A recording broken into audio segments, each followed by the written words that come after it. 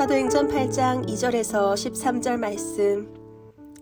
경건한 사람들이 스데반을 장사하고 위하여 크게 울더라.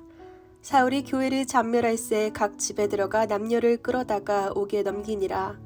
그 흩어진 사람들이 두루다니며 복음의 말씀을 전할새 빌립이 사마리아 성에 내려가 그리스도를 백성에게 전파하니 무리가 빌립의 말도 듣고 행하는 표적도 보고 한 마음으로 그가 하는 말을 따르더라. 많은 사람에게 붙었던 더러운 귀신들이 크게 소리를 지르며 나가고 또 많은 중풍병자와 못 걷는 사람이 나으니 그 성에 큰 기쁨이 있더라. 그 성에 시몬이라 하는 사람이 전부터 있어 마술을 행하여 사마리아 백성을 놀라게 하며 자칭 큰 자라 하니 낮은 사람부터 높은 사람까지 다 따르며 이르되 이 사람은 크다 일컫는 하나님의 능력이라 하더라. 오랫동안 그 마술에 놀랐으므로 그들이 따르더니 빌립이 하나님 나라와 및 예수 그리스도의 이름에 관하여 전도함을 그들이 믿고 남녀가 다 세례를 받으니 시몬도 믿고 세례를 받은 후에 전심으로 빌립을 따라다니며 그 나타나는 표적과 큰 능력을 보고 놀라니라. 아멘.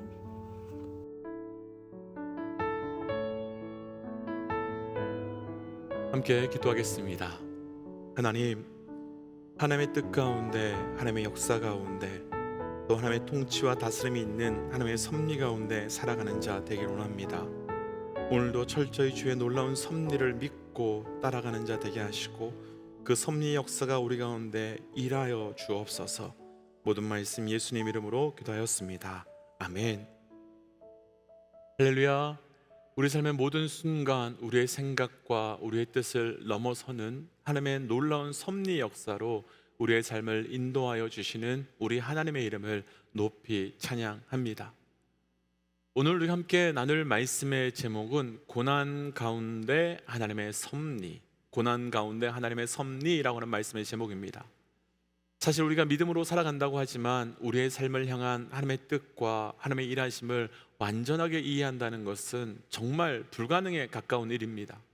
그래서 때로는 그 하나님의 뜻에 대한 의심이 생기기도 하고 그 의심이 계속될 때는 심지어 하나님의 살아계심조차도, 하나님의 존재조차도 의심이 될 때가 있습니다. 어제 말씀에서 초대교회는 스데반이 돌에 맞아 죽는 순교를 당하는 위기를 맞이하게 되었습니다. 그런데 그 위기는 스데반에게서 멈추지 않았고 초대교회의 모든 성도들에게 확장되어집니다. 그러니까 스데반이 돌에 맞아 죽음을 당한 이후에 그 핍박은 더 심해졌고 초대교회 성도들은 뿔뿔이 흩어져서 도망가게 되고 흩어지게 됩니다. 그럼 우리는 이 부분에서 초대교회는 왜 든든해지고 더 세워져 가야 하는데 왜 이런 고난을 경험하게 하시고 그리고 그 성도들이 온 땅에 흩어지게 하시는 건지 하나님께 우린 질문하지 않을 수 없고, 또 하나는 그럼 이런 고난 가운데 초대교회 성도들은 어떻게 반응했는지, 그래서 그런 고난 가운데서도 어떻게 반응했기에 하나님의 뜻대로 살아가고 있었는지를 질문하지 않을 수 없습니다. 오늘 말씀은 그런 고난과 아픔 가운데 하나님의 섭리를 믿고 어떻게 반응해야 하는지 함께 묵상하면서 우리의 지금의 삶에서도 동일하게 고난과 아픔과 어려움 가운데 이들과 같은 반응을 통하여 주의 섭리가 우리 가운데 이루어지는 은혜가 있기를 주의 이름으로 축복합니다. 고난 가운데 하나님의 섭리, 먼저 좀 긴데요, 2절부터 4절까지 함께 좀 읽어볼게요. 2절부터 4절이에요. 경건한 사람들이 스데반을 장사하고 위하여 크게 울더라. 사울이 교회를 진멸할새 각 집에 들어가 남녀를 끌어다가 옥에 넘기니라. 그 흩어진 사람들이 두루 다니며 복음의 말씀을 전할세. 아멘. 스데반의 죽음과 초대교회가 당하고 있는 핍박이 얼마나 고통스러웠는지 초대교회 사람들 가운데서 사도들을 제외한 모든 사람들이 유대와 사마리아와 모든 땅으로 도망갔고 큰 핍박을 보면서 경건한 사람들도 크게 울었다라고 증거하고 있습니다. 여기서 나오는 경건한 사람들은 그리스도인들을 이야기하는 것이 아닙니다. 이 사람들은 예수를 믿지 않지만 거룩하고 도덕적으로 사는 유대인들을 말하는데, 지금 이들은 같은 유대인들이 그리스도인들을 핍박하는 것을 보면서 안타까워서 유대인들이 핍박하는 것을 보면서 그리스도인들을 위해서 울어준 겁니다. 이걸 우리 과거 한국 역사로 이야기해 보면 이해가 쉬울 텐데요. 일본 군인들이 조선 사람들을 핍박하고 죽이는 것을 보면서 조선 사람들이 불쌍해서 일본 사람들이 울어준 겁니다. 그러니까 유대인들이 그리스도인들을 위해서 울었다면 유대인들이 그리스도인들을 향한 그 핍박이 얼마나 심각했을지 충분히 상상이 됩니다. 그래서 사람들은 그 유대인들의 핍박을 피해서 도망가게 되었고 흩어지게 된 것이지요. 그런데 4절 말씀에서 이렇게 흩어진 사람들이 무엇을 하고 있었는지를 우리는 자세히 살펴볼 필요가 있습니다. 조금 전에 읽었던 4절 말씀을 한 번 더 보시겠습니까? 말씀 보시면 이 흩어진 사람들이 두루 다니며 복음을 전하고 있다라고 말씀은 기록하고 있습니다. 사실 우리가 눈으로 보면 그냥 느낌이 안 올 수 있지만 앞뒤가 안 어울리는 말씀입니다. 흩어진 사람들이 주어면 그 다음에 나와야 하는 목적어와 동서는 살기 위해서 동굴로 피했다 혹은 살기 위해서 광야로 숨었다와 같은 말이 나와야 하는 것이 정상인데 이 흩어진 사람들이 복음을 전하며 말씀을 전하고 있다라고 기록하고 있기 때문입니다. 마치 잘못 보면 자발적으로 흩어진 사람들이 온 땅에 흩어져서 복음을 전하는 것처럼 기록되어 있습니다. 왜 이렇게 기록되었을까요? 왜 이렇게 기록한 것일까요? 사실은 제대로 객관적으로 기록한 것 아닌데 왜 이렇게 기록한 걸까요? 진짜 핍박 가운데 있는 그리스도인들이 자발적으로 흩어져서 둘이 다니며 복음을 전하고 있었던 것이겠습니까? 아니지요. 말씀 보면 그렇지 않습니다. 이들은 진짜 말 그대로 숨기 위해서, 도망치기 위해서 흩어졌습니다. 그러나 말씀은 그렇게 기록하지 않습니다. 왜냐하면 말씀은 우리의 관점이 아니라 하나님의 관점으로 기록된 것인데 하나님께서는 이 사람들이 고난과 핍박을 피해서 도망간 자들이 아니라 하나님께서 복음을 증거하기 위해서 흩어 보낸 사람들이기 때문입니다. 이들은 본인들도 스스로 고난과 핍박을 피해서 도망왔다 할 수 있습니다. 하지만 하나님은 그것을 도구 삼아 이들이 복음 전하도록 하시기 위하여 흩으신 것입니다. 우리가 고난과 고통 가운데 있을 때 그래서 특별히 중요한 것 한 가지는 고난과 고통 그리고 절망의 자리를 향한 하나님의 시각, 하나님의 관점, 하나님의 계획이 무엇인지를 아는 것과 그것을 믿는 것, 그것을 신뢰하는 것, 그러니까 그 모든 자리에 하나님의 섭리가 반드시 있음을 믿을 수 있는 섭리의 믿음이 우리에게 있어야 하는 겁니다. 초대교회 성도들과 우리는 핍박과 고난을 피해 도망갔다라고 말하지만 하나님의 섭리는 복음을 전하기 위한 것이라고 말합니다. 제자들은 눈먼 자가 누구의 죄 때문에 눈 멀었습니까? 라고 묻지만 예수님께서는 하나님의 섭리는 하나님의 영광을 위한 것이라고 말합니다. 그렇다면 지금 우리 삶에 왜 이런 문제가 생겼는가라고 고통스러워할 수 있지만 하나님의 섭리는 하나님의 사건을 위한 것이라고 우리를 통해서 일하고 계시는 그 하나님의 섭리가 있기 때문이라고 말씀하고 계시는 것입니다. 사랑하는 믿음의 동역자 여러분, 분명 초대교회 성도들뿐만 아니라 우리의 모든 고통과 아픔과 눈물의 시간에는 우리의 경험과 생각과 우리의 깨달음을 뛰어넘는 하나님의 섭리가 분명히 있습니다. 왜냐하면 우리 하나님은 선하신 하나님이시며 좋으신 하나님이시며 동시에 역사의 주관자 되시는 분이 바로 우리 하나님이시기 때문입니다. 그렇다면 지금 우리 가정에 어려움이 있다면 그곳에 하나님의 섭리가 지금 시작된 겁니다. 지금 우리 교회와 우리 삶에 어려움이 있다면 우리를 흩어진 새로운 땅으로 부르시는 하나님의 섭리가 그곳에 있는 것입니다. 정말 쉽지 않지만 고난 가운데 그리고 어둠 가운데 그곳에 있는 하나님의 섭리를 보고 듣고 발견함으로 고난과 어두움으로 무너지는 삶이 아닌 주의 뜻이 우리를 통해 성취되는 은혜가 있으시기를 주의 이름으로 도전합니다. 고난 가운데 하나님의 섭리 두 번째, 오늘 본문 중에요 5절 말씀 함께 좀 읽어보겠습니다. 5절입니다. 빌립이 사마리아 성에 내려가 그리스도를 백성에게 전파하니. 아멘. 일곱 집사 가운데 한 사람이었던 빌립도 도망을 왔다가 이제 사마리아 성으로 내려가서 복음을 전하게 됩니다. 혹시 방금 읽었던 이 5절의 짧은 구절 안에서 혹 이전에 보았던 비슷한 말씀이 생각나는 거 있으신지요? 예수님께서는 승천하시며 제자들에게 사도행전 1장 8절에서 유대와 사마리아와 땅끝까지 이르러 내 증인이 되라 라고 말씀해 주셨습니다. 그러시면서도 동시에 제자들에게 말씀하시면서 성령이 임할 때까지는 예루살렘에서 기다리라고 말씀하셨었죠. 그래서 사도행전 1장을 나눌 때 제자들이 예루살렘으로 돌아가서 기다리는 제자들의 모습을 우리가 이전의 말씀으로 나누었었습니다. 그럼 사도행전 1장부터 오늘 말씀 바로 앞장의 말씀인 사도행전 7장까지 사이에는 성령께서 임하셨는지요? 임하지 않으셨는지요?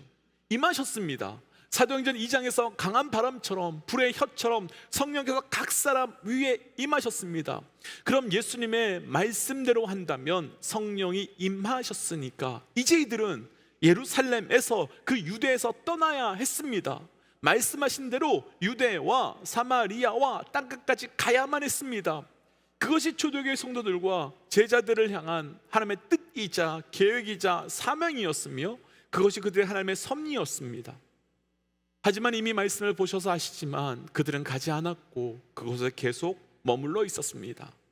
그런데 바로 그때 고난과 핍박이 왔고 그러면서 온 땅으로 흩어지게 된 것입니다. 그런데 이때 빌립은 다른 곳으로 가거나 다른 땅으로 갈 수 있었을 텐데 굳이 사마리아로 내려갑니다. 왜 굳이 빌립은 사마리아로 내려갔겠습니까? 우리가 조금 전에 나눴던 사도행전 1장 8절의 말씀, 유대와 사마리아와 땅끝까지 이르러, 그 말씀 때문이지요. 그러니까 빌립은 우리로 하여금 유대와 사마리아와 땅끝까지 가도록 하시기 위해 우리에게 이 고난을 주신 것이구나. 이 고난은 우리로 하여금 사마리아로 그리고 확장되어 땅끝까지 가게 하시는 하나님의 섭리구나. 그 섭리가 바로 빌립을 고난 앞에서 피하거나 도망가게 한 것이 아니라 사마리아로 내려가게 하신 겁니다. 그런데 이런 모습은 빌립뿐만 아니라 수많은 성경 인물들과 그리고 우리 믿음의 동역자들에게도 나타나는 일입니다. 그러니까 고난이 우리를 하나님의 섭리의 길로, 고통이 우리를 하나님의 섭리의 때로 인도하여 주는 통로가, 도구가 되는 것이지요. 그럼 어떻게 이렇게 정말 힘든 그때 하나님의 섭리로만 살아갈 수 있겠습니까?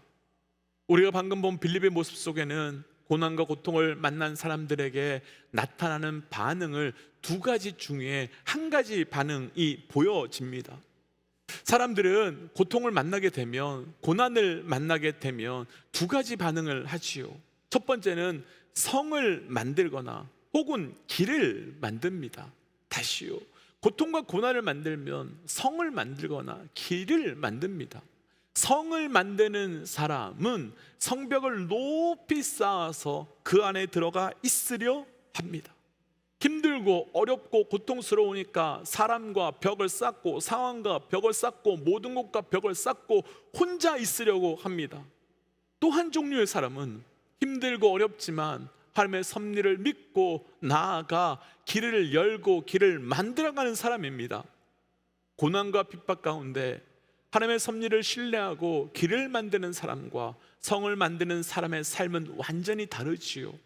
성을 쌓는 사람은 그 성이 자신을 보호할 것처럼 생각되지만 결국에는 그 성이 너무 높아지고 두꺼워지면서 성이 나를 보호하는 것이 아니라 나를 가두게 만들 것이지만, 길을 만드는 사람은 어렵고 힘들지만 섭리를 믿고 나아갈 때마다 하나님의 섭리가 그 길 가운데 성취되는 것을 경험하게 되는 겁니다. 만약 빌립이 성을 쌓았다면 사명자, 전도자가 아닌 도망자, 딱 거기까지였을 것입니다. 그러나 빌립이 길을 만들고 나아갔을 때 고난과 핍박을 지나면서 사도행전 1장 8절 말씀을 통한 하나님의 섭리가 성취되게 된 겁니다. 그렇다면 우리의 삶도 그럴 것입니다. 우리의 삶에서 고난 때문에, 그리고 어떤 아픔 때문에 성을 쌓으면 우리는 딱 거기까지만 가게 될 것입니다. 그런데 섭리를 따라 힘들어도 길을 가고, 섭리를 따라 패배하는 것 같아도 그 길을 만들어가면 그 길 끝에서 하나님의 섭리가 성취되는 영적 은혜가, 하나님의 섭리가 우리 가운데 이루어지는 영적 역사가 우리에게 있을 줄 믿습니다. 그래서 우리 모든 믿음의 동역자들에게 우리의 인생의 고난과 핍박 가운데 성을 높이 만들고 쌓는 삶이 아니라 길을 넓게 만들 수 있는 영적 은혜가 있으시기를 주의 이름으로 도전합니다. 말씀을 기억하며 이 시간 이렇게 기도하고 싶습니다. 하나님, 우리 삶에 하나님의 섭리로 사는 자가 되길 원합니다. 그래서 우리 삶에 보여지고 느껴지고 경험되는 그 무엇을 따라 살아가는 삶이 아니라 하나님의 섭리가 있음을 믿고 그 섭리로 살아가는 삶이 될 수 있도록 인도하여 주옵소서라고 함께 기도하겠습니다. 기도하지요. 하나님, 오늘도 하나님께서 우리에게 말씀 주시는 일 감사합니다. 하나님, 오늘도 우리 삶의 모든 걸음이 하나님의 섭리 가운데 있음을 믿습니다. 하나님, 철저히 주의 섭리를 믿고 나아갈 수 있도록 우리와 동행하여 주시고, 하나님 그 섭리를 믿고 따라 나아갈 때마다 주께서 역사하시고 일하시며 은혜가 우리 가운데 고백되어 하나님 그 섭리가 우리 가운데 여전히 계속되고 있음을 믿는 믿음을 더하여 주시옵소서. 하나님, 하나님의 섭리를 믿고 그 걸음으로 나아갑니다. 하나님, 우리의 삶에 그 고통이, 고난이, 아픔이, 또 힘듦이 하나님의 섭리가 우리 가운데 성취되어 나아가고 있는 때임을 믿습니다. 아버지여, 오늘도 우리에게 그 은혜를 더하여 주시옵고, 아버지여, 오늘도 그 섭리가 성취되는 하루가 되게 하여 주셔서 철저히 그 섭리대로만 나아갈 수 있도록 인도하여 주시고, 그래서 하나님, 내가 그 고난 앞에 성을 쌓고 숨는 자가 아니라 그 주의 뜻을 성취해내는 길을 만드는 자 되게 하여 주옵소서. 이 모든 말씀 예수님 이름으로 기도하였습니다. 아멘. 사랑하는 믿음의 동지 여러분, 우리 오늘도 하나님의 섭리대로 사는 겁니다. 숨지 마십시오. 성을 쌓지 마십시오. 주의 섭리를 붙들고 주의 섭리를 믿고 길을 만들며 길로 나아가는 자 되십시오. 우리 함께 선포하고 기도의 자리로 또 삶의 자리로 돌아가지요. 함께 선포하겠습니다. 하나님은 살아계십니다. 아멘. 승리하십시오.